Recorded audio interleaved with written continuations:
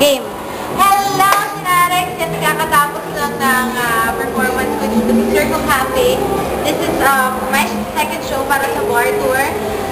I had fun. Sayang kung hindi natin napakita yung mga umutan kanina mga Sinarex. So, ang dami nila. Maraming salamat sa pagpunta. And sa Hard Rock din po, sa Hard Rock Cafe, sila na pupunta doon. Thank you! And maraming pupunta dito. Saturday po, May 24, nag-Eastwood City, Libis Quezon City, ano ba yun? Libis lang, diba? Eastwood Libis. Tapos, that Saturday, and then on May 14, I think that's Friday, nasa Baga Bende Pasig naman ako malapit.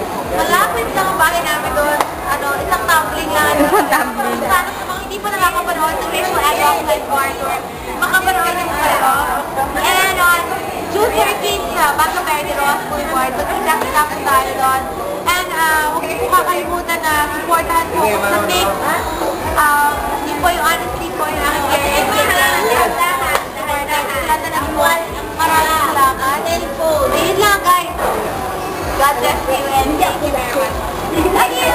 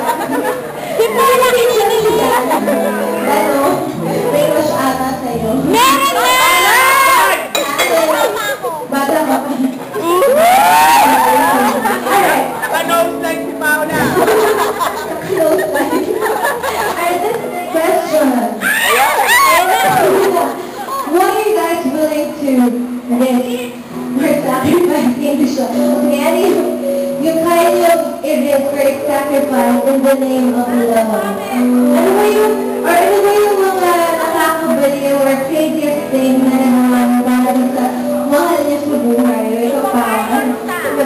Forever ka daw sa lalaki, para sa drummer! Ay! Babae! Iniyakan ang lalaki. Si Debbie! Mga lalaki hindi dapat ayan, lalaki! Lalaki!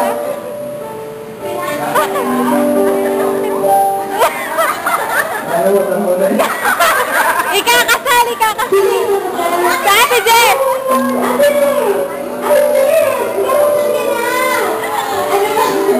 Gano'n na kayo matagal na boyfriend?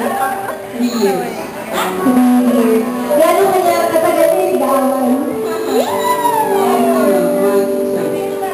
6 months. Okay. Ano na yung nagawa mo para sa kanya? Ano na yung nagawa mo? When you said yes for marriage proposal.